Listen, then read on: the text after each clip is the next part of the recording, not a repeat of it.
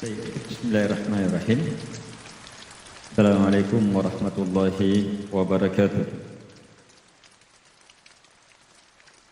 Innal hamdalillah nahmaduhu wa nasta'inuhu wa nastaghfiruh wa na'udzu billahi min shururi anfusina wa sayyiati a'malina. May yahdihillahu fala mudilla lahu ومن يضلل فلا هادي له وأشهد أن لا إله إلا الله وحده لا شريك له وأشهد أن محمدا عبده ورسوله يا أيها الذين آمنوا اتقوا الله حق تقاته ولا تموتن إلا وأنتم مسلمون يا أيها الناس اتقوا ربكم الذي خلقكم من نفس واحدة وخلق منها زوجها وبث منهما رجالا كثيرا ونساء واتقوا الله الذي تساءلون به والأرحام إن الله كان عليكم رقيبا يا أيها الذين آمنوا اتقوا الله وقولوا قولا سديدا يصلح لكم أعمالكم ويغفر لكم ذنوبكم ومن يطع الله ورسوله فقد فاز فوزا عظيما أما بعد فإن أصدق الحديث كتاب الله وخير الهدي هدي محمد صلى الله عليه وعلى آله وسلم وشر الأمور محدثاتها وكل محدثة بدعة وكل بدعة ضلالة وكل ضلالة في النار. Kaum muslimin dan muslimat, al-ikhwah wal akhwat rahimakumullah. Kita bersyukur kepada Allah Subhanahu wa taala atas beragam nikmat, berbagai kebaikan yang Allah Subhanahu wa taala limpahkan kepada kita. Terkhusus di kesempatan ini kita berada dalam majlis Quran, majlis tafsir Quran. Ini majlis berat, apalagi ini session ketiga, ini terakhir.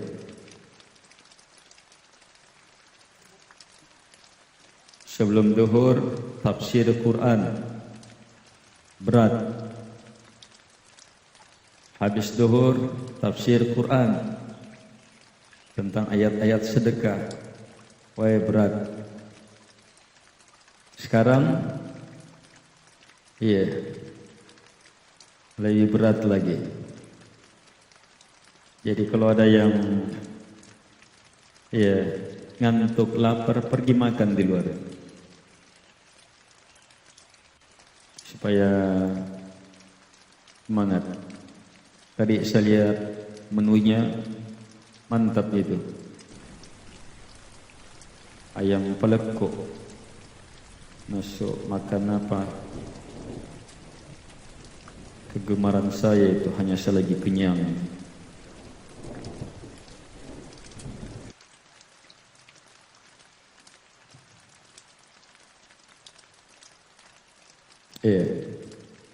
Mungkin materi ini saya kasih tambah berat ini. Sebab ini ayat paling berat ini. Semua ayat pembahasan ini paling berat. Beratnya ayat itu sesuai dengan bobotnya. Dan ini ayat Nabi langsung katakan a'adhamu ayat, ayat paling besar, paling agung, bobotnya paling berat. Jadi yang kosong-kosong perutnya isi dulu. Yang ngantuk-ngantuk bangun memang.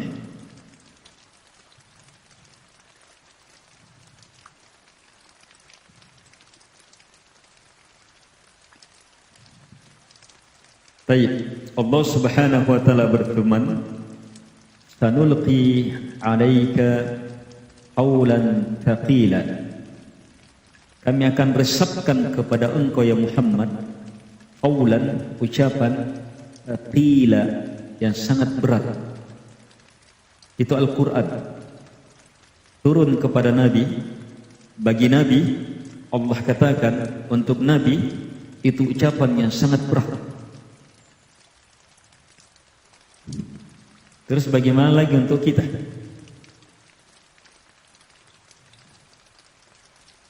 Tapi Ustadz, saya baca gampang ringan. Ya sekedar dibaca, tidak mau dipikul, tidak mau diambil, tidak mau dijadikan ruh, tidak mau dijadikan hidayah, tidak mau dijadikan cahaya, tidak mau dijadikan akidah. Ya ringan kalau sekedar dibaca, tidak ada beban. Burung beo juga bisa baca ayat kursi, burung beo. Itu burung beo. Iya. Sejak kecil antum beli burung beo, bacakan ayat kursi saja kecil. 1 tahun, Anda setengah tahun. Ayat kursi saja yang didengar. Pasti itu membaca ayat kursi. Tapi jangan sisipkan kalimat-kalimat lain. Misalnya cewek tercampur ayat kursinya itu.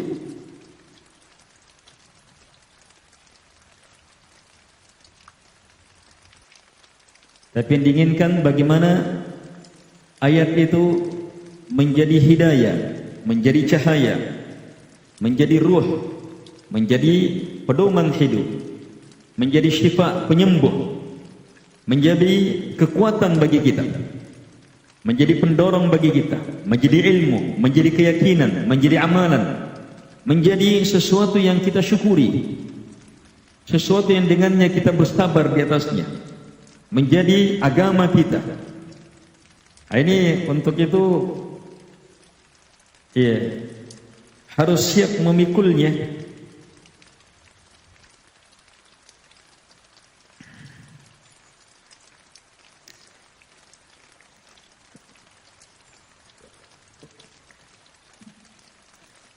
Baik. Karena itu ikhwan, ayat kursi yang telah kita hafal ini, alhamdulillah, supaya betul-betul menjadi kebaikan bagi kita. Pertama, ikhlaskan dalam menuntutnya. Antum hadir memang mau cari ilmunya. Ada yang antum cari, bukan sekedar ada yang antum mau dengar. Ada yang antum mau cari, mau dapatkan. Ada sesuatu yang antum mau miliki.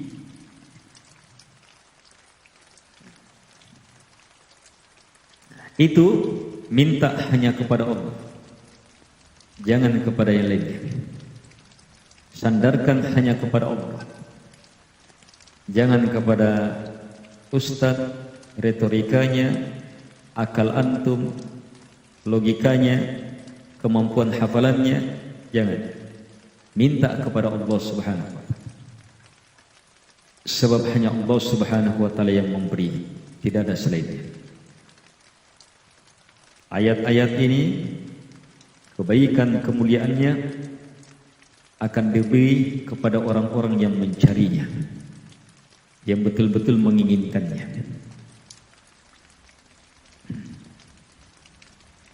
Baik, selanjutnya dasari upaya menghafal ayat kursi, memahami, meyakini, mempelajarinya itu di atas ilmu, bukan ikut-ikutan. Ilmu. Ada ilmu tentang ayat kursi, begini dan begini, kalau begitu saya mau itu. Jadi karena ilmu. Dan ilmu tentang ayat kursi sangat banyak. melingkup dua ilmu besar. Ilmu yang pertama global. Semua ilmu-ilmu tentang kehebatan Quran, maka di dalamnya termasuk ayat kursi. Sebab dia adalah ayatnya yang paling agung.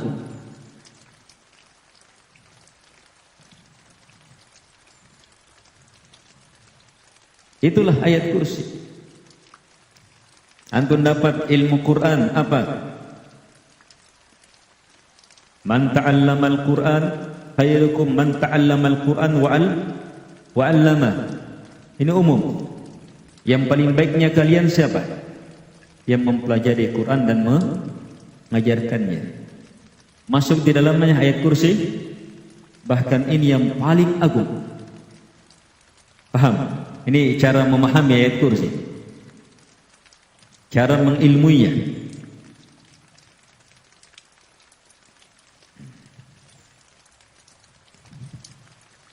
Al-Quran hudal linnas, pedoman hidup.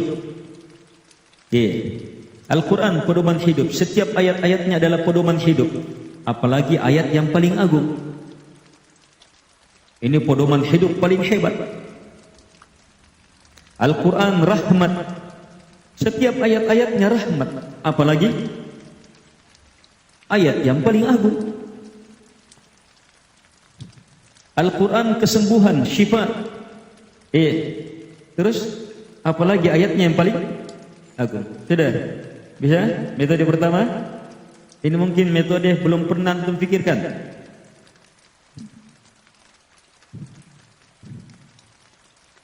Jadi keutamaan ayat-ayat Quran, keutamaan Al-Quran yang sangat banyak dalam Quran dan hadits-hadits Nabi, itu jadikan ilmu untuk ayat kursi. Sebab dia termasuk apa? Al-Quran. Bahkan Al-Quran yang paling agung. Bisa? Ini yang pertama. Kalau punya ilmu, walaupun global seperti ini, itu sudah menjadi apa? Pendorong kuat. Kenapa saya pelajari ini? Sehingga kita belajarnya karena ilmu. Nah, belajar karena ilmu, itulah takwa. Belajar yang didasari oleh ilmu, yang melahirkan ilmu, itulah takwa. Itu yang tertanam di dalam hati. Nabi bilang at-taqwa hahuna, takwa di sini. Itu yang tertanam di dalam hati. Disitulah bacaan Quran jadi takwa. Jelas? Kedua, ilmu-ilmu tentang ayat kursi.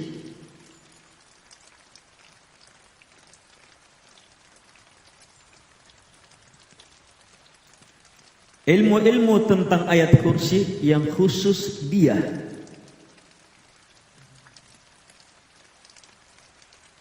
Ilmu-ilmu ayat kursi khusus dia.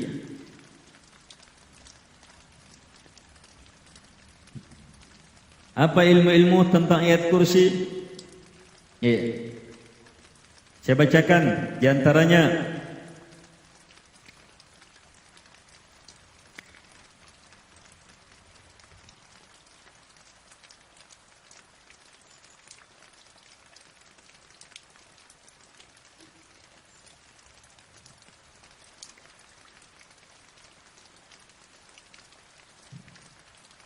Kisah sahabat Abu Ayyub Al-Ansari.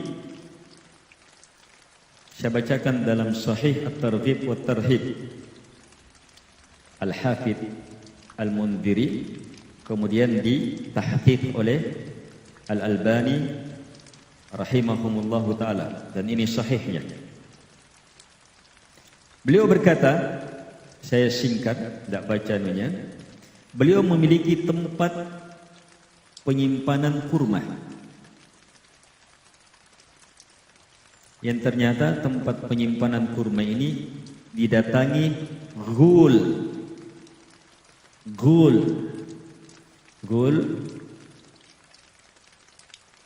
syaitan.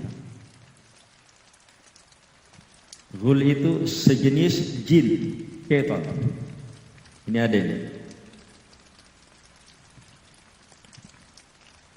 Dia sejenis jin. Datang apa? Ambil. Pergi mencuri.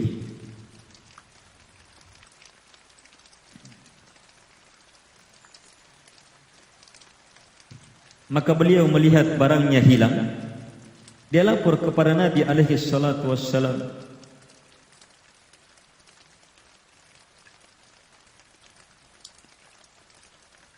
Dia laporkan bahwa ada yang begini yang datang. Kata Nabi, pergi. Jika kamu lihat, bilang sama dia, Bismillah, ajibi Rasulullah.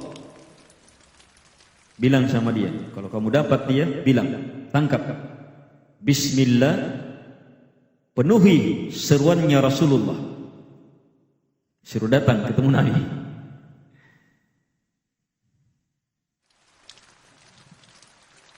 Maka sahabat Abu Ayyub Al-Ansari tangkap dia dengan itu.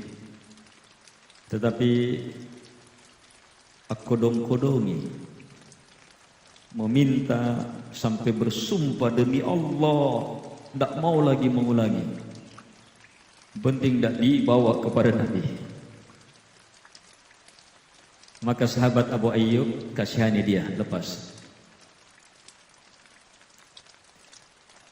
Beliau datang kepada Nabi alaihi salatu wassalam. Nabi tanya, apa yang dilakukan tawananmu? Kata Nabi, apa yang dilakukan tawananmu?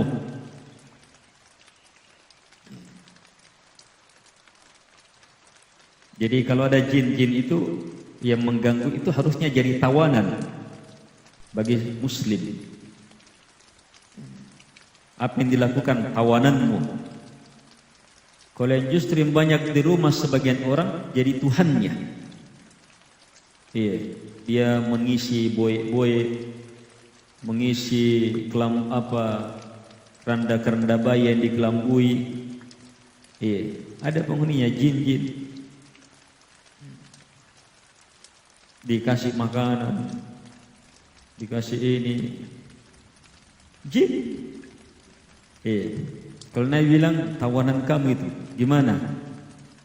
Katanya, ya Rasulullah, dia bersumpah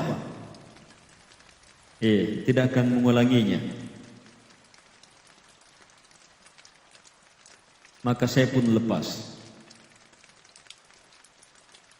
Kata Nabi, dia itu dusta sama kamu, pasti kembali. Kembali, ditangkap lagi, sumpah lagi, tidak ada. Sahabat kasihan, dilepas lagi. Nabi tanya, gimana tawananmu? Dia bersumpah Rasulullah tidak akan mengulangi. Kata Nabi, dia dusta, dia akan kembali. Maka beliau tangkap lagi. Di akhirnya beliau katakan, saya tidak akan lepas kamu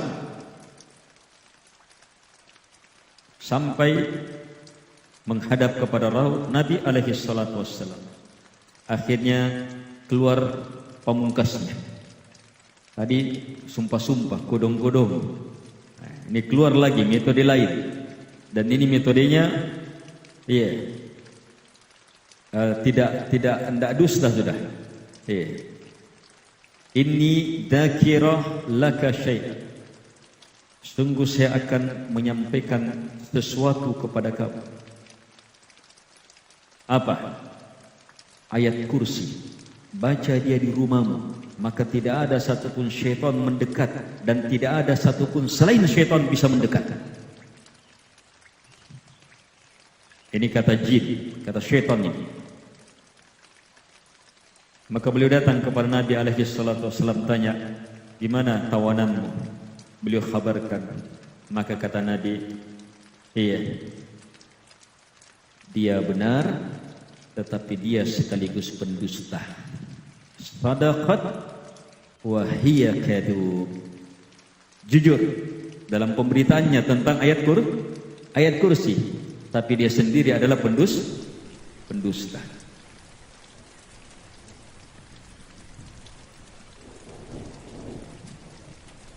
Di hadis selanjutnya dirinci lebih jauh tentang peristiwa itu, ada rinciannya. ada rincian tentang bentuk jinnya. Hati-hati. Di sini disebutkan bentuk jinnya.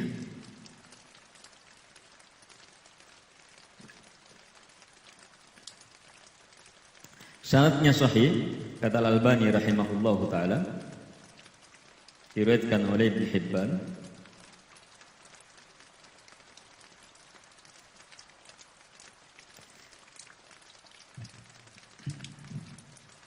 Ini riwayatnya dari anaknya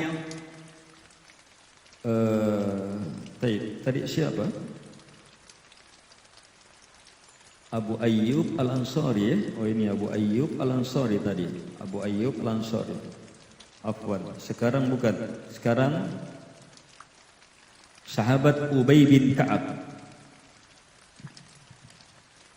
Dari anak Ubay bin Ka'ab, dari bapaknya. Bapaknya bercerita bahwa beliau mempunyai tempat penyimpanan kurma seperti gudang-gudang kecil penyimpanan kurma.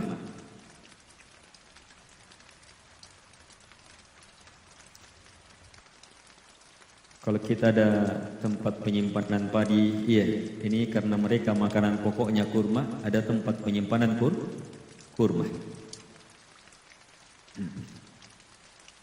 Dan beliau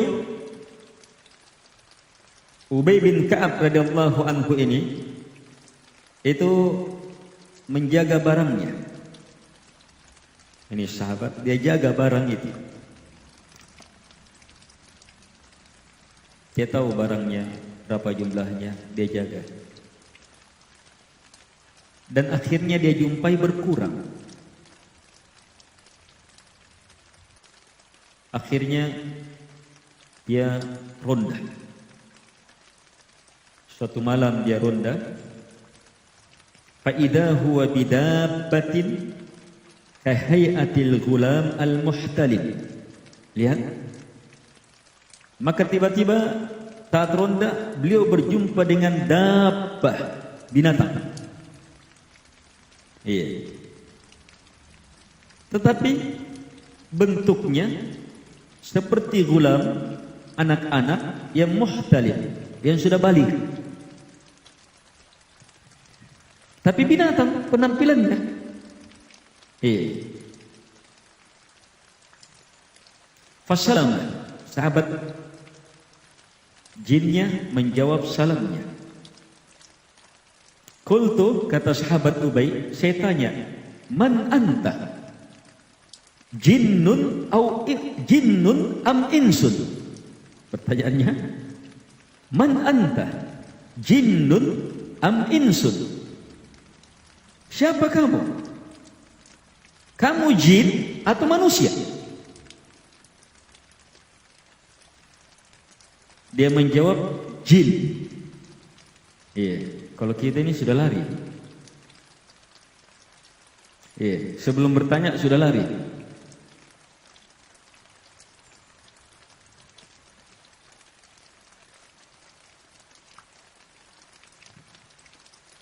Ya, korban-korban film horor.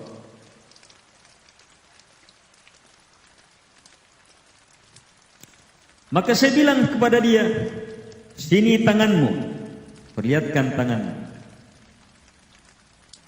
Fa idza yadu kalbin wa syi'ru kalbin. Fa qultu hadha falqul jin. Diambil tangannya sama sahabat Ka'ab bin Ubay. Iya, dipegang, nampaknya dipegang. Maka ternyata yang beliau lihat tangannya tangan anjing. Bulunya bulu anjing. Tapi penampilan manusia, anak kecil, remaja.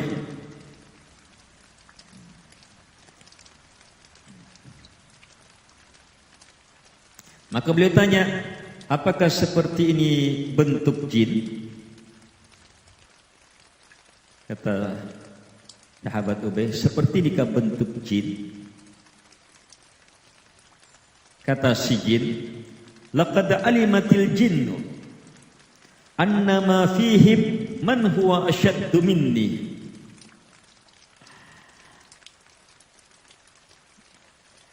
Kata si jin, sungguh bangsa jin sangat mengetahui bahwa tak ada di tengah mereka yang lebih hebat penampilannya dari saya.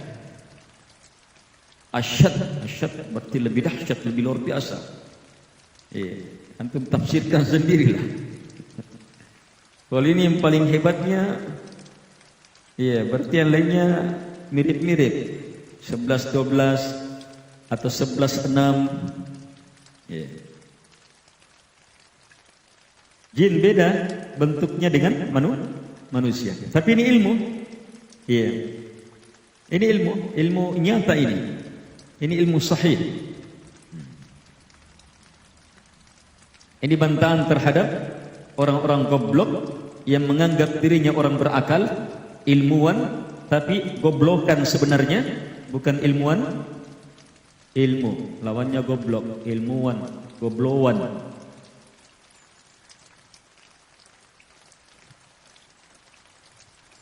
Yang menolak apa? Tidak ada jin. Jin ada. Allah bahkan menciptanya. Bahkan ditentukan penciptaannya sama dengan manusia. Wa ma khalaqtul jinna wal insa illa liya'budun. Bahkan jin lebih duluan dari tercipta. Iblis dari jin. Kana minal jin, kata Allah. Iblis termasuk jin. Sebelum kita, Nabi Adam dicipta. Kemudian berturunan, di antara turunannya ya kita.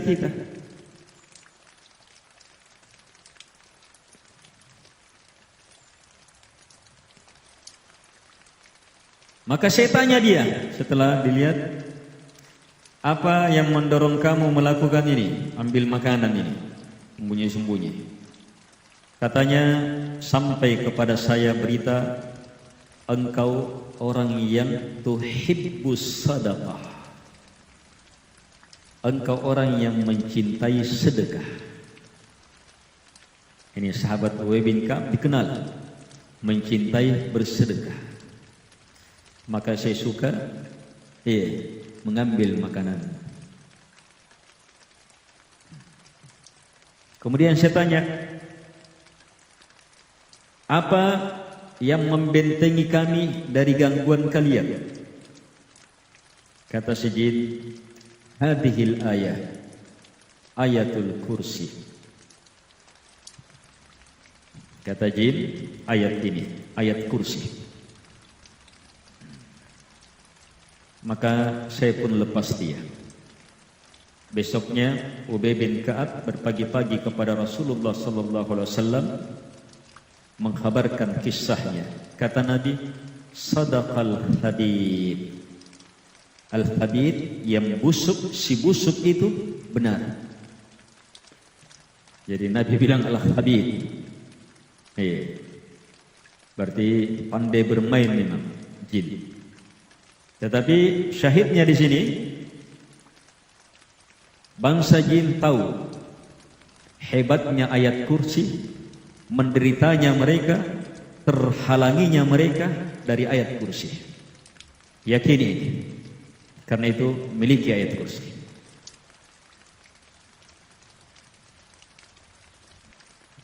Ini ayat kursi benteng dari jin. Kalau yang di atas dibaca di rumah, kalau ini umum yang membentengi kami dari kalian, biar bukan di rumah, dimanapun. Gangguannya namanya gangguan jin, baca ini. Pagi, siang, malam, di rumah, di tempat kosong, di tempat ramai, baca itu. Dan jangan bilang jin mengganggu hanya di tempat, di kuburan. Biasanya orang di kuburan saja, takutnya. Kalau di kamarnya, tidak takut. Biar nonton film horor. Padahal sama jin dia nonton.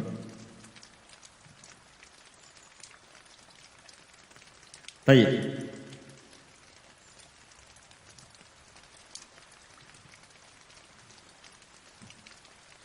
Dua ilmu sahih.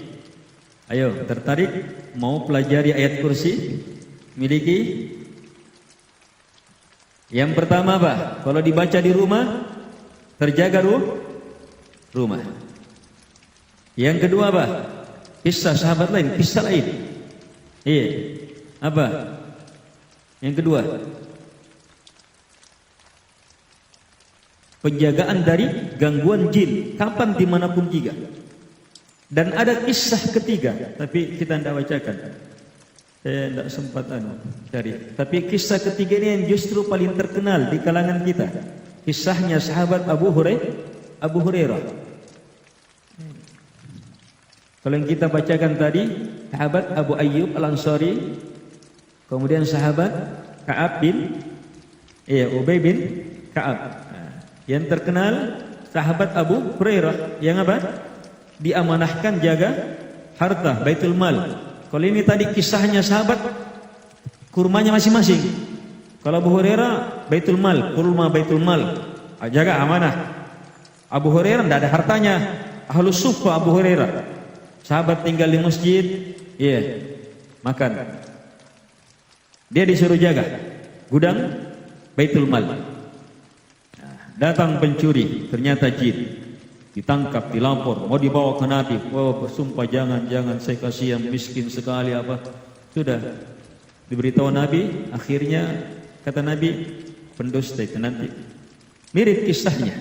Datang ketiga kalinya sampai akhirnya, dia beritahu, baca ayat kursi. Baca ayat kursi, setiap malam. Maka kamu terjaga sampai pagi. Ini kalau di situ. Kalau di haditsnya Abu Hurairah, baca ayat kursi setiap malam. Malam itu apa? Masuk maghrib. Baca setiap malam, maka kamu terjaga sampai pagi. Terserah di rumah, di tempat mana, kamu terjaga sampai pagi.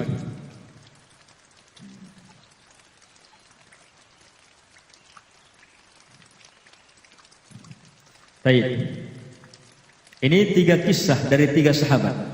Beda ya? Baik, kisah lain. Ini lebih hebat. Kisah sahabat Ubay bin Ka'ab radhiyallahu anhu. Beliau berkata, hadits ini diriwayatkan oleh Imam Muslim dan Abu Daud.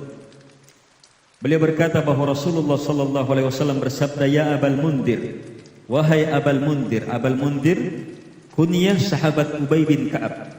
Abul Mundir. Wahai Abal Mundir, atadri ayya ayatin min kitabillahi ma'aka a'zam? Wahai Abal Mundir, apakah kamu tahu apa ayat dalam kitab Allah yang bersama kamu, yang a'zam, yang terbesar, teragung? Kenapa disebut bersama kamu? Sahabat Ubay bin Ka'ab ini satu dari sahabat yang para sahabat disuruh belajar Al-Qur'annya ke dia. Ini sahabat mau belajar Al-Qur'an, ini di sini. Ini satu sahabat, sahabat ahli Qur'an, Ubay bin Ka'ab. Jadi penguasaannya, ilmunya, kedalamannya, kehebatannya dalam telaah Al-Qur'an, ini ahlinya ini. Sahabat, lihat Nabi ikuti perkembangan sahabat Ubay bin Ka'ab ini. Mau lihat kedalaman ilmunya sampai di mana?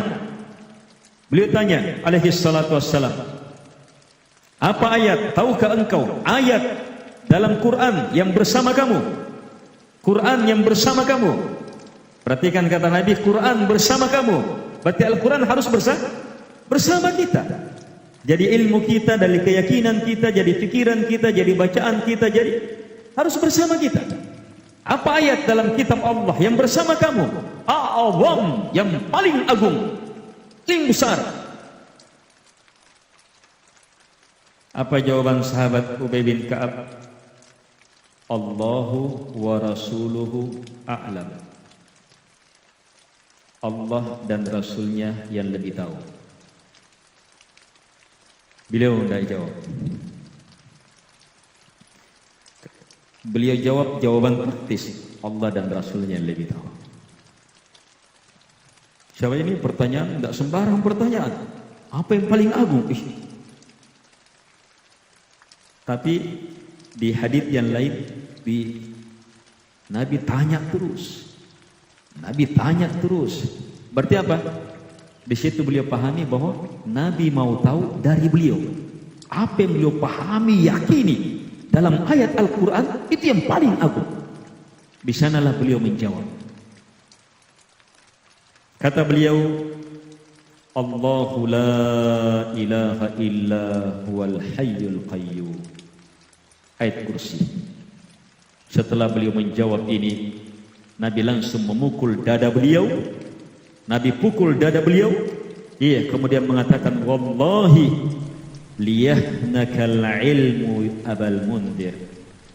Nabi pukul dada saya, kemudian mengatakan, demi Allah, wahai abal mundir, wahai abal mundir, ilmu ini telah membahagiakan kamu.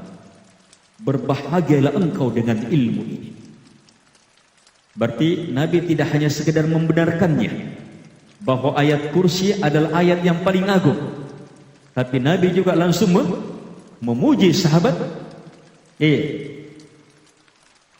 Ubay bin Ka'ab ini yang ilmunya terhadap Al-Quran sampai ke dalam kesimpulan ini. Ketika sampai kepada kesimpulan ini, Nabi mengatakan ilmu Quran ini betul-betul membahagiakan, berbahagia. Ini kalimat liyahnat itu sama dengan ada orang yang sangat menantikan anak. Istrinya hamil, begitu lahir apa? Semua orang membahagiakan dia. Itu kalimat liyahnakal walad.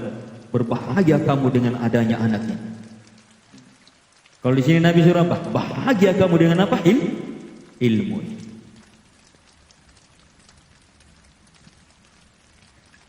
Berarti ini ilmu besar. Mau memiliki Al-Quran yang paling agung, yang dengannya semua keutamaan Quran kita dapatkan yang paling agungnya.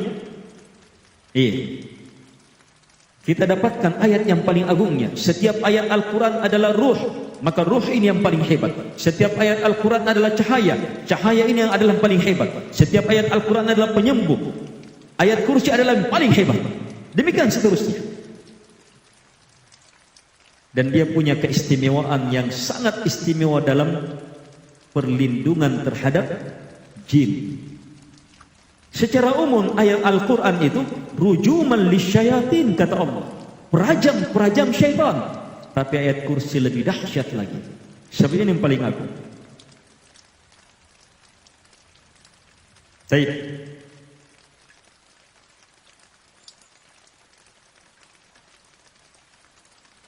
Ibnu Abi Syaibah dan Imam Ahmad dan Ibnu Abi Syaibah dalam kitabnya dengan sanadnya Imam Muslim menambah, setelah Nabi mengatakan, memukul dadanya dan mengatakan, wahai Abal Mundir, demi Allah wahai Abal Mundir, berbahagialah dengan ilmu ini.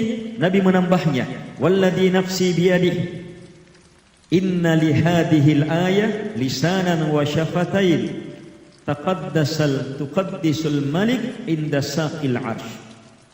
Kata beliau alaihi salatu wassalam, demi yang jiwaku di tangannya, sungguh ayat ini memiliki lisan dan kedua bibir yang terus menerus mensucikan sang penguasa di sisi tiang arsy.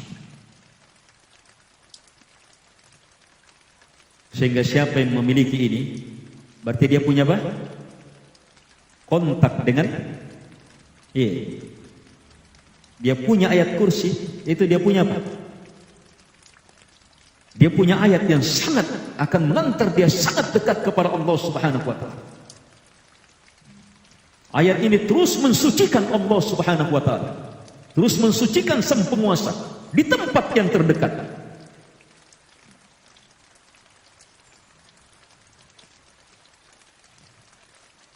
Baik, ini sedikit ilmu. Kenapa belajar ayat kursi? Sampai di sini sudah capek sudah. Padahal ini baru pendahuluan.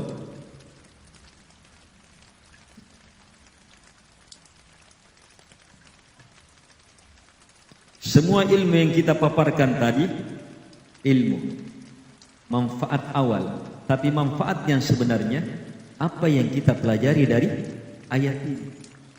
Itu dia, ini baru mau masuk. Ayo kita percepat. Kita percepat saja. Ayo lihat mushaf semua. Lihat HP-nya. Aplikasi mushafnya. Pokoknya tidak ada yang tidak lihat mushaf.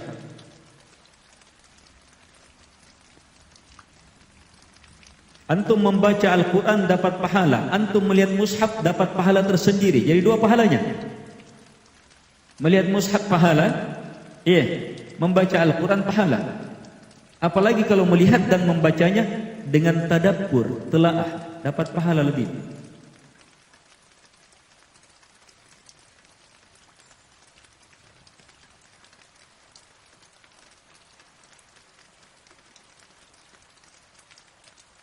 Baik. Ayat kursi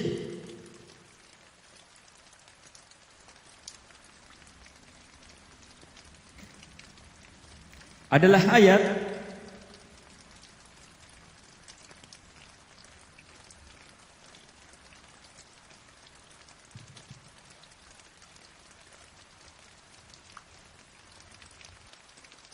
untuk memahaminya global, pahami seperti ini. Ayat kursi itu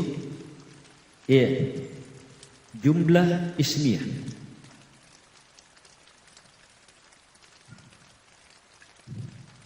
Dan ini ayat paling cocok dengan bahasa Indonesia. Kalau jumlah fi'liyah itu cocok dengan orang Malaysia. Ada hukum DM, MD. Kalau bahasa Arab ada semua itu. Kalau kita lebih cocok, Muhammad adalah Muhammad pergi ke sekolah. Kalau orang Malaysia cocoknya pergi ke sekolah Muhammad. Kalau orang Arab, Muhammad pergi ke sekolah jumlah ismiyah. Pergi ke sekolah Muhammad jumlah fi'liyah. Semuanya punya keistimewaan, punya kekhususan.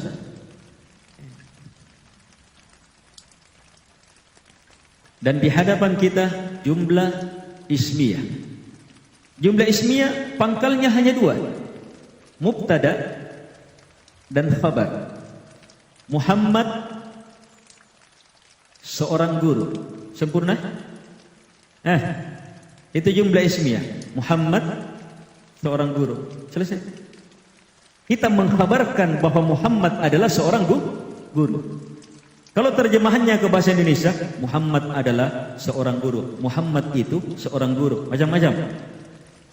Tapi kalau dalam bahasa Arab, Muhammad ustadzun, dua kata saja.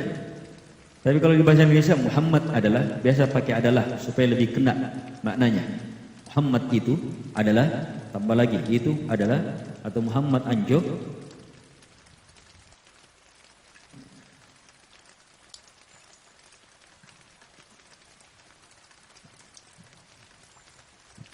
Jadi kalimatnya sudah terpahami dengan ayat kursi, intinya itu.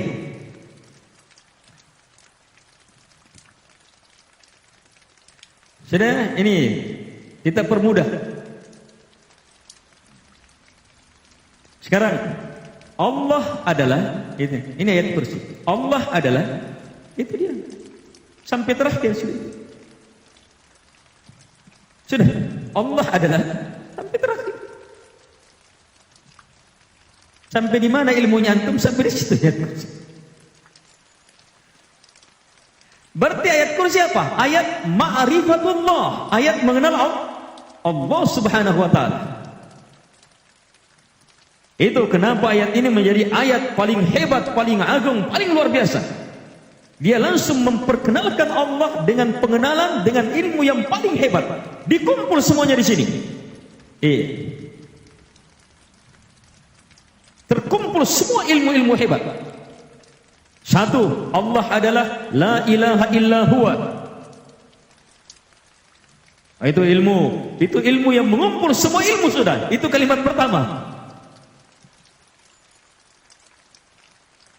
Allah al-hayy, Allah al-qayyum, la ta'khudhuhu sinah wala naum, lahu ma fis samawat wa ma fil ard, man dzal ladzi yashfa'u 'indahu illa bi idni, ya'lamu ma baina aydihim wa ma khalfahum, wa la yuhituna bi syai'in min ilmihi illa bima syaa', wasi'a kursiyyuhu as-samawati wal ard, wa la ya'uduhu hifdhuhuma wa huwal 'aliyyul 'azim. Sudah tergambar? Ini gambaran global. Jadi kalau kita punya gambaran garis besar dulu, oh ayat kursi, ayat Allah adalah, itu artinya Allah adalah. Jadi ilmu mau mengenal Allah.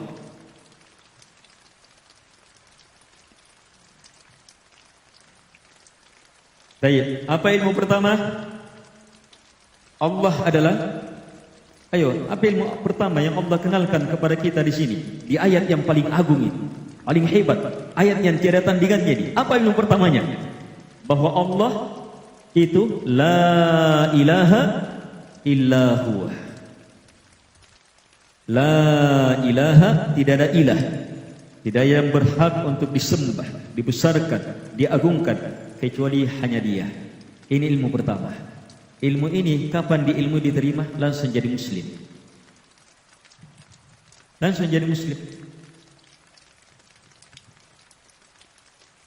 Dia yakini lagi, dia perdalam lagi, jadi orang beriman. Dia yakini lagi, dia perdalam lagi, dia perhebat, jadi orang muhsin.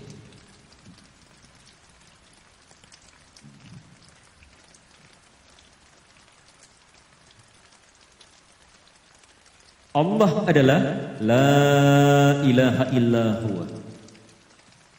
La ilaha illallah apa? Tauhid. Tauhid ibadah, tauhid uluhiyah. Bahwa Allah satu-satunya yang memiliki sifat uluhiyah. Bahwa Allah satu-satunya ilah. Bahwa Allah satu-satunya yang berhak untuk diibadahi. Tidak yang lainnya. Allah itu la ilaha, tidak ada ilah, tidak ada sembahan, tidak ada yang diibadahi yang benar kecuali hanya Dia. Itulah Allah. Ini ilmu yang pertama yang disebutkan dalam ayat kursi. Dan ilmu ini adalah dasar keimanan dan sekaligus puncak keimanan. Sehebat-hebat ilmu seseorang dalam mengenal Allah, tetap ukurannya ke sini. Mau lihat buktinya? Lihat. Bunyal Islamu ala khamsin. Islam dibangun di atas 5. Apa yang paling pertama? La ilaha illallah. Berarti ilmu pertama apa? La ilaha illallah. Baik.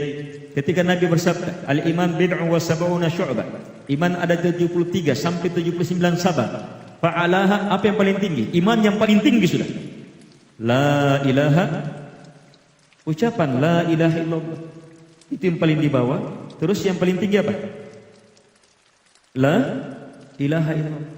Berarti orang beriman dengan itu, semakin hebat imannya, bertambah ilmunya, ukurannya kemana? Semakin hebatnya la ilaha illallah.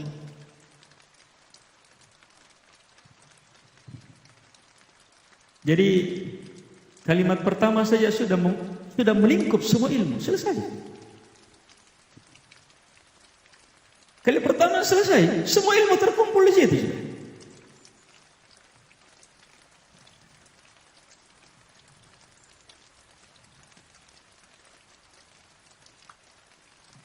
Allah adalah la ilaha illa huwa.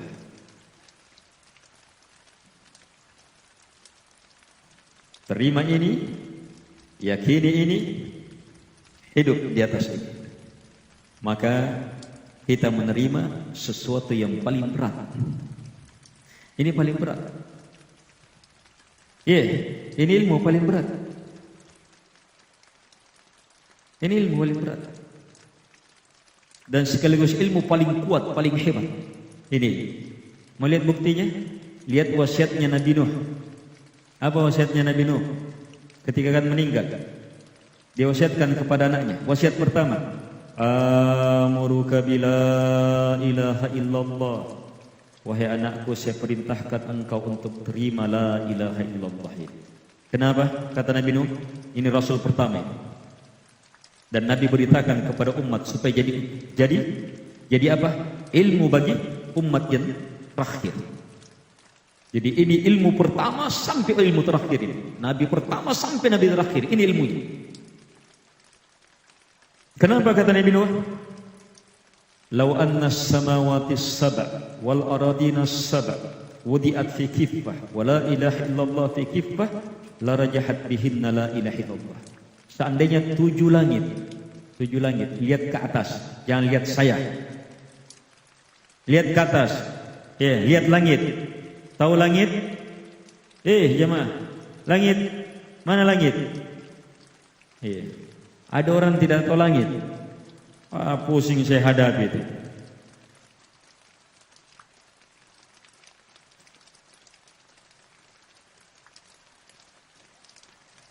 Dimanapun kita di bumi, langit di mana?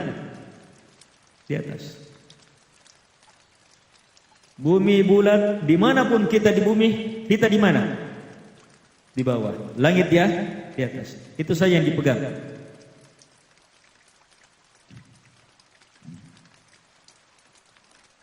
Tujuh langit. Sekarang pembahasannya bukan di situ. 7 langit. 7 langit. Dan 7 bumi digabung, diletakkan dalam satu neraca. Kemudian la ilaha illallah di neraca yang satunya. Maka pasti la ilaha illallah lebih berat. Ada yang lebih berat dari ilmu ini? Percaya tidak ini? Hah? Percaya tidak? Tujuan yang kia. Kesingkat piti-piti.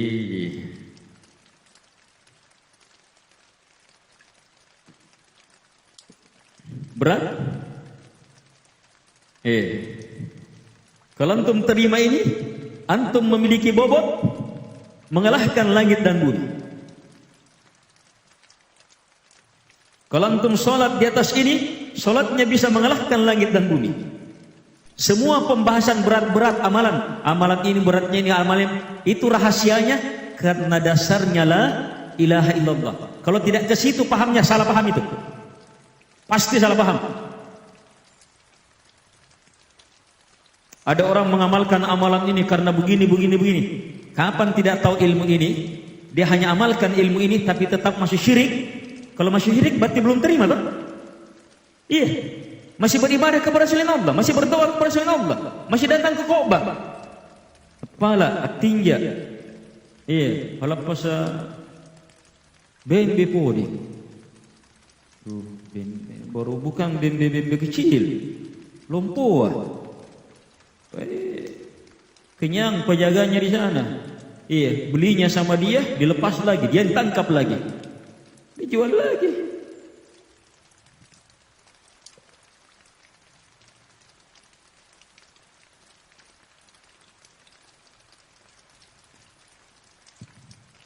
Kalau masih melakukan itu, tidak bisa. Berarti belum menerima. Tidak ada. Sholat puasa tidak ada artinya. Tidak ada nilainya. Ini ilmu terima.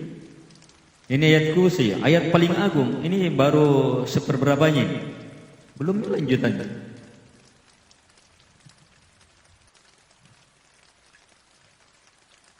Ubay bin Ka'ab ahli Quran. Setelah didesak oleh Nabi, apa ayat yang paling kamu yakini, pahami paling hebat?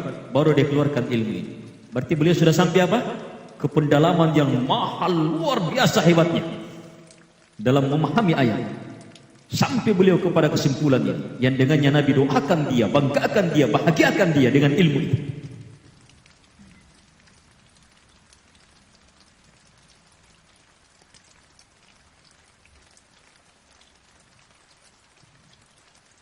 Allah adalah la ilaha illahu. Ini uraiannya Kitabut Tauhid dari awal sampai akhir. Itu dia. Kitabut Tauhid dari awal sampai akhir itu. Sampai di situ uraiannya tidak. Kitabut Tauhid itu pendahuluan. Bukan semua. Ilmu Tauhid itu tidak semuanya di Kitabut Tauhid. Hanya itu kitab luar biasa. Tapi salah besar kalau orang menganggap ilmu tauhid hanya di situ.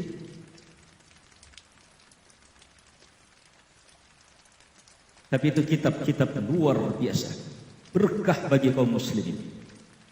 Tapi menganggap tauhid di situ salah besar.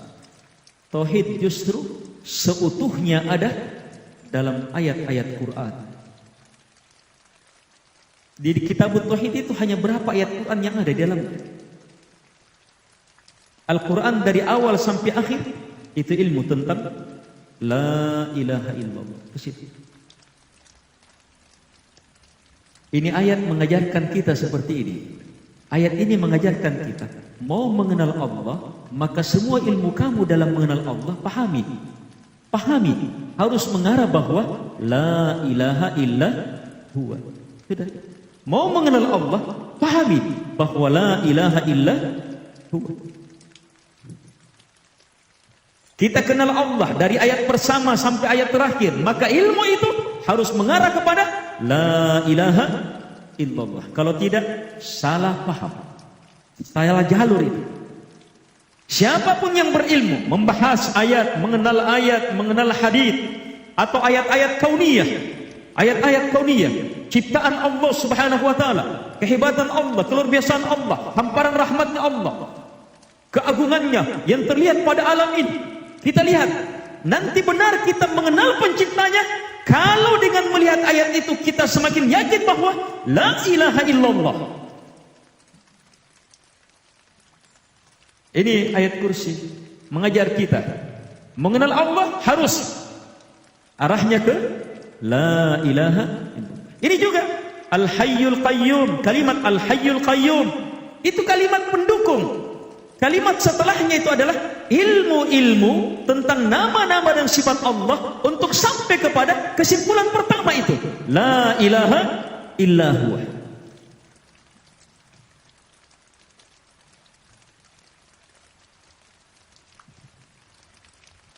Hanya hebatnya ilmu ini, kita baca di awal Allahu la ilaha illa huwa. Ketika baca kalimat selanjutnya bertambah lagi la ilaha illa huwa. Sebab kalimat selanjutnya menambah Al-Hayyul Qayyum, betul-betul la ilaha illallah. La ta'khudhuhu sinatu wala, betul-betul la ilaha illallah. Lahu ma fis samawati wal ard, betul-betul la ilaha illallah. Sampai akhirnya wa huwal aliyyul azim, betul-betul la ilaha illallah. Dia baca lagi Allah, tambah panjang, tambah dalam lagi. Iya, tambah dalam lagi. Sebab Allah yang dia kenal itu apa? Lebih luas lagi, lebih dalam lagi, lebih hebat lagi dalam mengenalnya.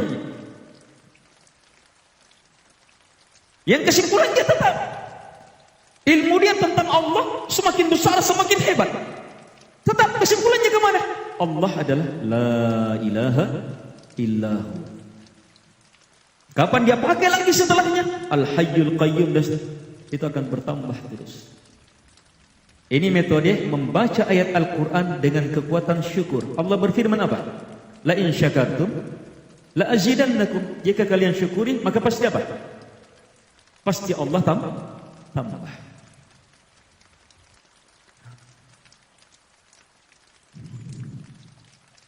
Baik. Allah adalah la ilaha illa huwa. Ini sudah tidak habis dibahas.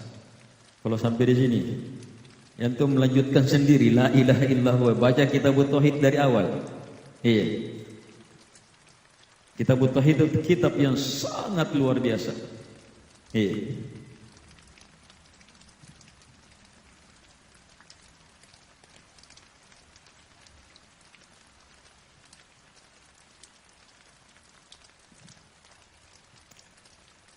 Al-Hayyul Qayyum. Al-Hayyu Al-Qayyum. Ini bukan sembarang nama ini. Ini dua nama, kata para ulama, dua nama yang melengkup semua nama dan sifat Allah. Semuanya terlingkup oleh dua nama ini. Ada nama-nama Allah Al-A'zam, teragung. Ini termasuk kandidat terhebat. Yang dalam hadis siapa yang meminta kepada Allah dengan namanya yang teragung, maka pasti diterima. Pakai ini, dua nama ini pasti diterima. Dan ini nama teragung. Makanya apa? Dia ilmu pertama. Untuk apa? Untuk mengokohkan la ilaha illallah. Kenapa la ilaha illallah? Karena dia Al-Hayyul Qayyum. Oh, dalami dua nama ini. Ini lihat kemudahan mendalaminya. Al-Hayy yang maha hidup, Al-Qayyum yang maha menegakkan segalanya selainnya.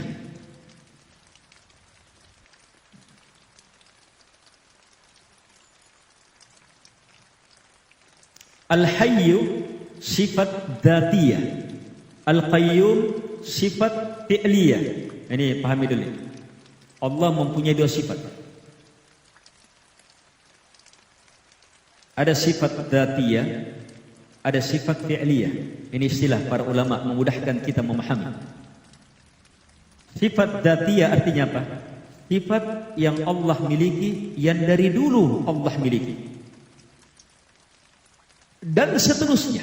Tidak pernah Allah tidak memilikinya. Kalau sifat fi'liyah dari kata perbuatan, tapi maksudnya adalah sifat yang berhubungan dengan kehendak Allah Subhanahu wa taala. Kalau Allah kehendaki, iya. Kalau tidak, tidak. Merahmati, menyiksa. Allah merahmati yang Allah kehendaki. Allah siksa yang Allah kehendaki. Iya. Ini sifat apa namanya? Fi'liyah. Seperti ini Al-Qayyum, Al-Hayy maha hidup, itu sifat dzatiyah. Dan dua sifat ini melingkup semua sifat yang mewakilinya, yang di bawahnya. Al-Hayy melingkup semua sifat dzatiyah.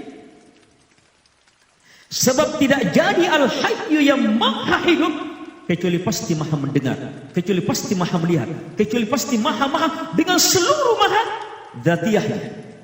Tidak bisa jadi maha hidup kecuali harus sempurna seluruh sifat dzatiyahnya. Dengan pula Al-Qayyum, maha merahmati, maha ini, maha semua maha itu karena Allah Al-Qayyum.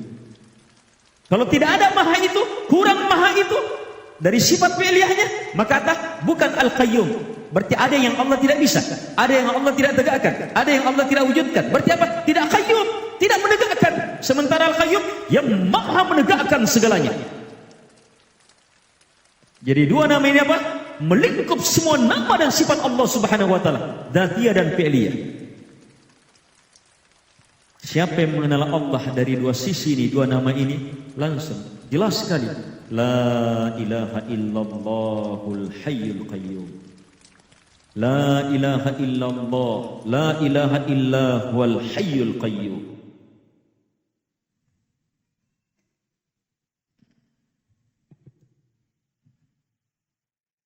Kemudian menyusul la ta'khudhuhu sinatu wala naum. Kita percepat.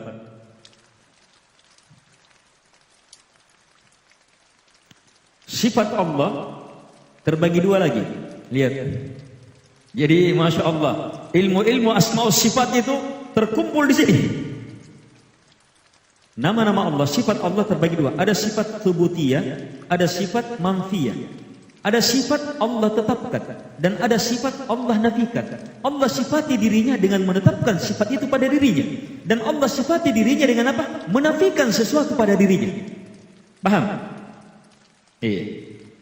Ini sifat dzatiyah, apa? Thubutiyah dan manfiyah. Di sini kita dicontohkan. Kita tidak urai sifat ini, hanya saya beritahu rahasianya. Sifat-sifat thubutiyah, sifat-sifat yang Allah tetapkan, maka tetapkan sesuai dengan kebesaran keagungan Allah tanpa batasnya. Seperti Al-Hayy, maka tetapkan maha hidup Allah Subhanahu wa taala yang tiada batasnya, yang tiada batasnya sehebat-hebatnya. Tetapkan kandungannya seluas-luasnya. Kalau punya keharusan seperti ini, tetapkan seluruh keharusannya. Apa seluruh keharusannya? Kesempurnaan semua sifat dzatiyah. Tetapkan sehebat-hebatnya, sesempurna-sempurnanya. Demikian pula Al-Qayyum. Kalau sifat penafian, maka nafikan sebagaimana Allah nafikan, tapi ingat, waspadai. Nafikan sebagaimana Allah nafikan, tapi harus disertai dengan penetapan lawannya sesempurna-sempurnanya.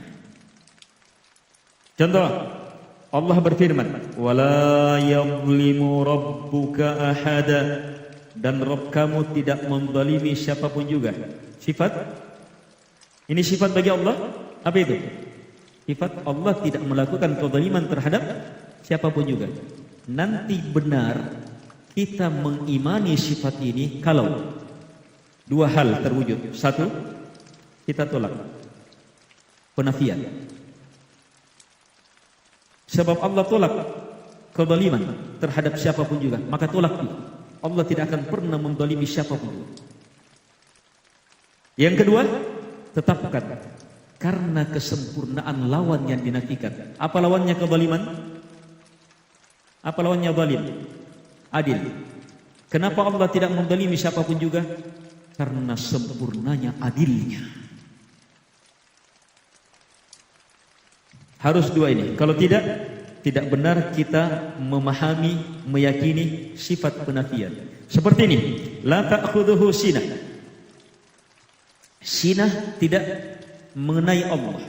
Apa sinah? Ngantuk, pendahuluan tidur. Wala naum, dan tidak ada tidur. Dua-duanya ternafikan. Sedikit pun ngantuk tidak ada. Sedikit pun tidur tidak ada. Ini penafian? Hah? Iya, Allah nafikan tidak ada tidur bagi Allah. Bahkan ngantuk tidak ada. Sedikit pun tidak ada. Kata sina itu nakirah dalam susunan penafian. Sedikit pun tidak ada. Apalagi tidur. Ngantuk saja tidak ada. Sedikit pun tidak ada. Ternafikan bagi Allah Subhanahu wa taala, dan itu adalah sifat kesempurnaan, kebesaran, keagungan. Kenapa? Karena Allah Maha Hidup. Sebab tidur, ngantuk, tidur, itu apa? Saudaranya siapa itu? Hah? Saudaranya is dead. Saudaranya mati, iya tidak? Hah? Saudara mati cacat. Allah tidak pantas. Jangankan mati, tidur saja tidak. Jangankan tidur, ngantuk saja tidak. Kenapa? Karena maha sempurna hidupnya. Waktu kita mau tidur, kita bilang apa? Apa doa tidur? Bismika Allahumma amutu wa ahya. Ahya wa amut. Kita bilang mau mati, padahal mau tidur. Amutu. Begitu bangun, alhamdulillahilladzi ahyana ba'dama amat. Segala puji bagi Allah yang menghidupkan saya setelah sebelumnya amatana, matikan saya. Ini kata mati nih. Hidup. Bagi Allah yang maha sempurna hidupnya, maka apa? Hidup, apa mati, ngantuk, tidur, itu cacat. Tidak ada sedikit pun juga, karena sempurna hidup. Tapi ingat, ini garis bawah saja. Kalau kita, justru sempurna kalau tidur. Makhluk, sebab makhluk. Makhluk itu sempurna kalau apa? Tidur. Kalau tidur, ngantuk, tidur. Capek, tidur. Itu sempurna makhluk. Kalau makhluk tidak tidur, bahayanya. Ada orang tidak tidur satu malam, meledak badannya itu, menegang. Berarti dia apa? Dia rusak dirinya atau sudah begini? Kalau tidak tidur, penyakit. Berpenyakit merusak. Itu catatan saja. Jadi sifat penafian tolak sehebat-hebatnya, tapi nanti benar ketika disertai dengan apa? Menetapkan lawannya secara sempurna. Apa lawannya? Maha hidup. Makanya disebutkan di awal Al-Hayy.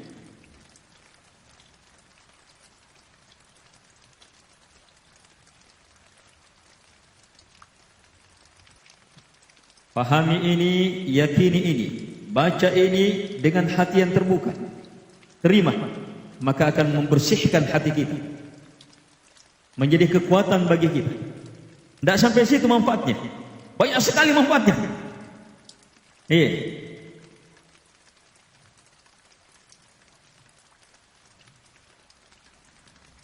Terus lanjut, lahu ma fis samawati wa ma fil ard. Lahu, hanya miliknya semua yang di langit dan semua yang di bumi. Kalau begitu, la ilaha illallah, tidak ada yang berhak untuk disembah, dibesarkan, diagungkan kecuali hanyalah Allah subhanahu wa ta'ala. Ini kepemilikan. Man dzal ladzi yashfa'u 'indahu illa bi'idzni.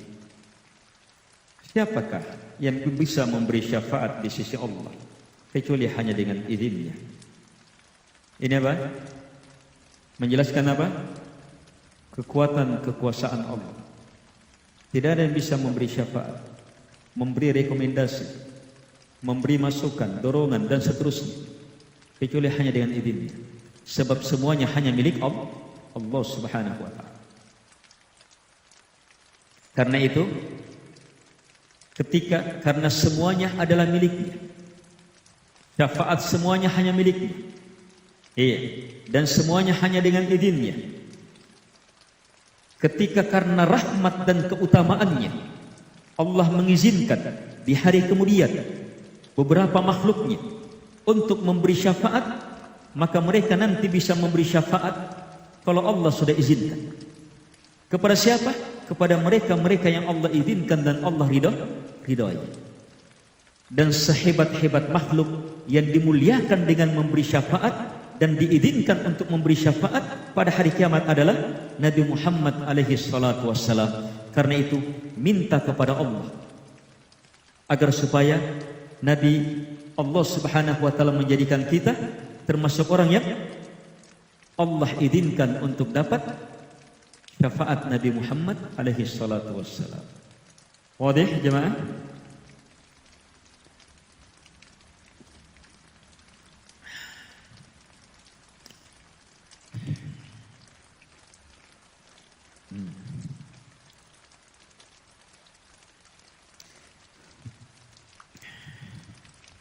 Istirahat dulu. Saya terbebani pembahasan seperti ini.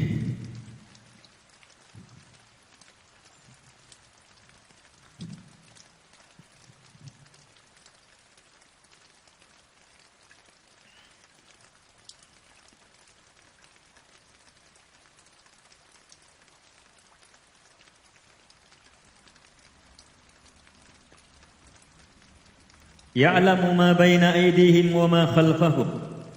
Allah mengilmui ma baina aydihim, apapun baina aydihim, di hadapan mereka. Iya, apa artinya? Semua yang telah lalu. Semua yang telah lalu Allah tahu betul. Wa ma khalfahum, dan semua yang akan, semua yang selanjutnya Allah tahu semua. Kalau begitu, tidak ada yang keluar dari ilmu Allah dan terus menerus Allah subhanahu wa ta'ala ketahui. Ini ilmu secara tersendiri memastikan bahwa la ilaha illallah. Sebab untuk apa menyembah yang tidak mengetahui? Kalaupun punya ilmu, pengetahuannya terbatas. Yang berhak untuk disembah adalah yang ilmunya melingkup segalanya, tidak ada yang dia tidak ketahui. Itulah Allah.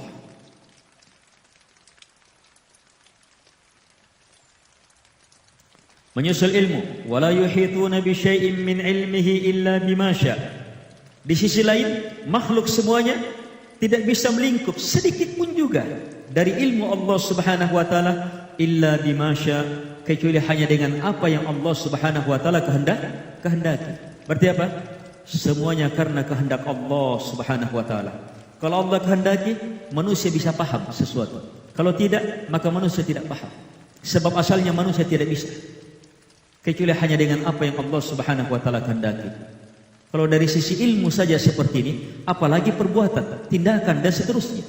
Kalau begitu, semuanya hanya kepada Allah Subhanahu wa taala, milik Allah Subhanahu wa taala.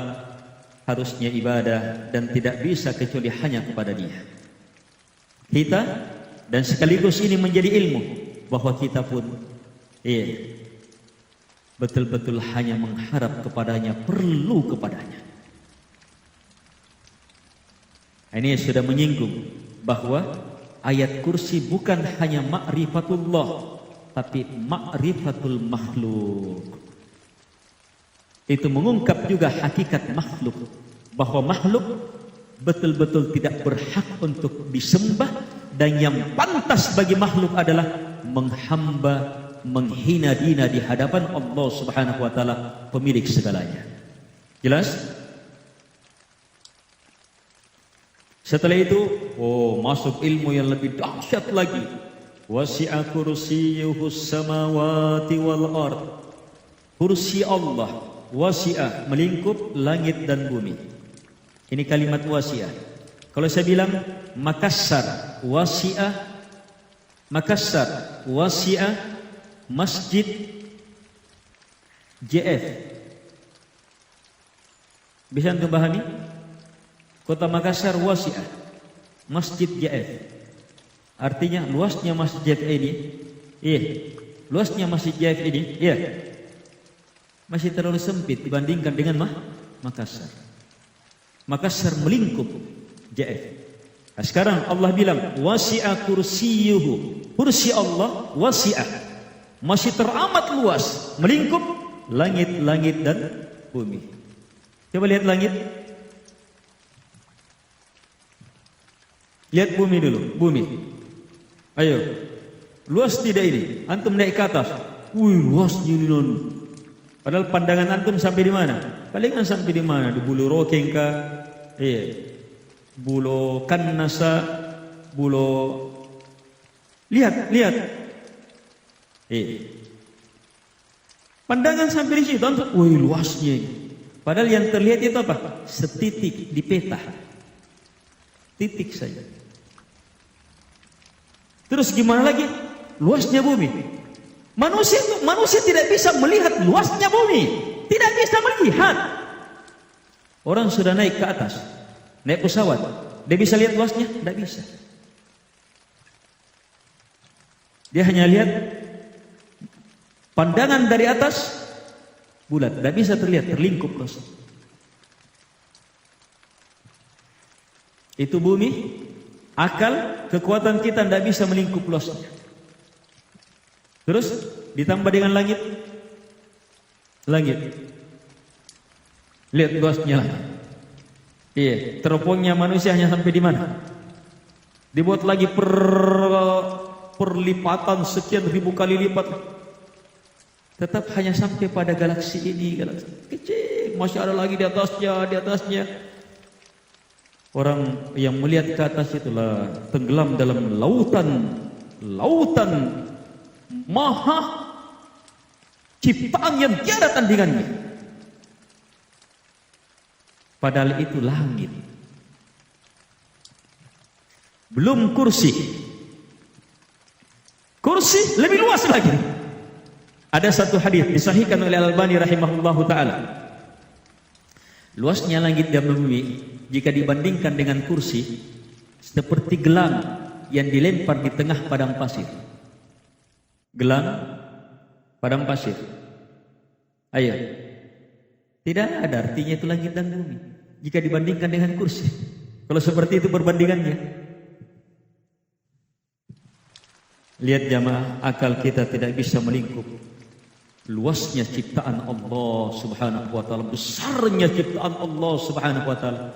Terus gimana lagi mau melingkup Sang Pencipta? Betul-betul takabur. Terus gimana lagi yang mengatakan Pencipta ada dalam hatinya? Goblok betul, dompalak betul, gila.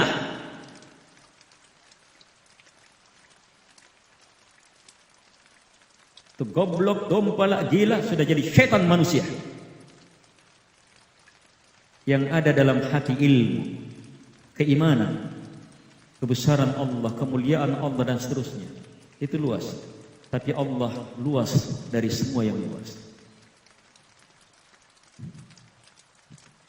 Makhluknya tidak bisa dilingkup. Buminya, langitnya, ternyata ada lagi lebih. Ternyata kursi ada lagi lebih luas dari kursi. Arsy. Arsy langsung disifati dengan kata azim, maha besar. Dalam hadis itu disebutkan, luasnya kursi jika dibandingkan dengan arsy seperti itu pula, seperti gelang yang dilempar di tengah padang pasir. Subhanallah, Allahu Akbar. Ini ilmu tidak ada arahnya kecuali la ilaha illallah, yang kursinya saja wasi'as samawati wal ardh. Apalagi arsy-nya, apalagi dia. Di antara nama Allah Al-Wasi', yang maha luas. Di antara nama Allah Al-Akbar, yang maha besar, maha agung. Dan di antara nama Allah Al-Ali, yang maha tinggi. Di antara nama Allah Al-Azim, yang maha agung, maha besar.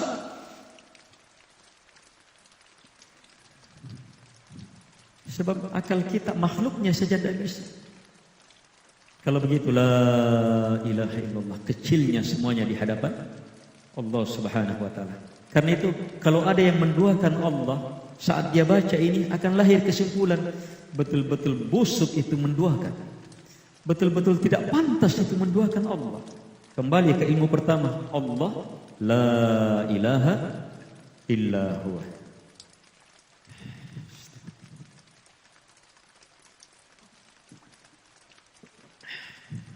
Dipercepat, wala yauduhu hifdhuhuma wa huwal aliyyul azim. Wala yauduhu hifdhuhuma. Ini kalimat dalam ilmu tafsir. Iya, di antara fungsinya untuk menolak sangkaan-sangkaan yang memungkinkan muncul, sangkaan salah. Kursi Allah melingkup luasnya langit dan bumi. Luasnya itu kekuasaannya Allah. Gimana Allah menjaganya ya? Tak capek kah itu? Gimana mengawasinya? Langsung dihilangkan semua itu. Wala yauduhu hifdhuhuma. Tidak membuat Allah capek penjagaan keduanya. Tidak membuat Allah Subhanahu wa taala letih. Sedikit pun tidak ada dalam menjaga keduanya. Kalau begitu, la ilaha illallah. Dia semata yang berhak untuk disembah. Dan ditutup dengan kalimat wa huwal aliyyul azim. Satu dari nama ini cukup menegaskan bahwa la ilaha illallah, apalagi ketika digandengkan, apalagi ketika dia digabungkan dengan semua nama dan sifat yang terdapat dalam ayat ini. Wa huwal ali, dia al-ali, maha tinggi. Maha tinggi apa? Maha tinggi dirinya, di atas semuanya. Maha tinggi seluruh sifat kebesaran dan keagungannya. Dan maha tinggi dalam artian menundukkan segalanya. Maha tinggi Allah tiga. Uluwud dzat, uluwus sifah, ya wal qadar, dan uluwul qahar. Allah maha tinggi menundukkan segalanya. Allah maha tinggi, tinggi seluruh sifat kehebatan kesempurnaannya. Allah maha tinggi, dirinya tinggi di atas semuanya. Itu semua makna maha tinggi. Al-Ali dan Al-Azim, yang maha agung. Maha agung seluruhnya, kebesarannya, kemuliaannya, keagungannya, seluruhnya maha agung. Dan menyatu maha tinggi dan maha agung, sehingga lahir apa? Kebesaran, kemuliaan, ketinggian yang menyatu dalam keagungan, keagungan yang menyatu dalam ketinggian. Itu melahirkan apa? Sifat tersendiri. Semuanya melahirkan kepastian bahwa la ilaha illallah, tidak ada yang berhak disembah kecuali hanyalah Allah Subhanahu wa taala. Ini sifat. Inilah ayat yang paling agung. Baca setiap habis solat. Setiap habis solat. Zikir habis solat yang memastikan kehebatan besar. Baca setiap habis solat. Solat 5 waktu, bukan solat sunnah. Kemudian baca zikir pagi dan sore. Pagi sore baca zikir. Kemudian baca saat mau tidur. Kemudian baca setiap masuk malam, terjaga. Kemudian baca setiap masuk rumah supaya tidak diganggu syaitan, baca. Kemudian baca setiap menghadapi gangguan syaitan, baca. Kemudian baca setiap apapun, mau dapat rahmat, mau dapat kebaikan, mau dapat penjagaan, semua kehebatan Quran ada padanya. Saat ragu, bimbang, baca itu.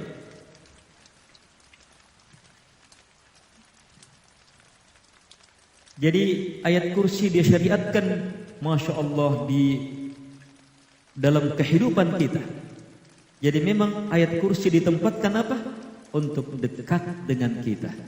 Dan Masya Allah, pendidikan-pendidikan yang ada sekarang, anak TK sudah menghafal ayat kursi.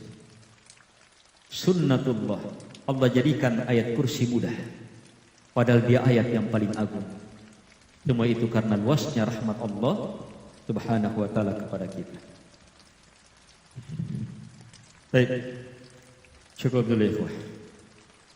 Semoga Allah Subhanahu wa ta'ala memberi kekuatan kepada kita untuk meraih kebaikan, kemuliaan, keberkahan, ruh, cahaya, kesembuhan, perlindungan, penjagaan melalui ayat kursi ini. Dan semoga Allah Subhanahu wa ta'ala menjadikan kita ke dalam golongan hamba-hambanya yang mampu mendengarkan kalimat-kalimat baik dan mengikutinya dengan sebaik-baik pengikutan. Subhanakallahumma bihamdik, asyhadu an la ilaha illa anta, astaghfiruka wa atubu ilaik.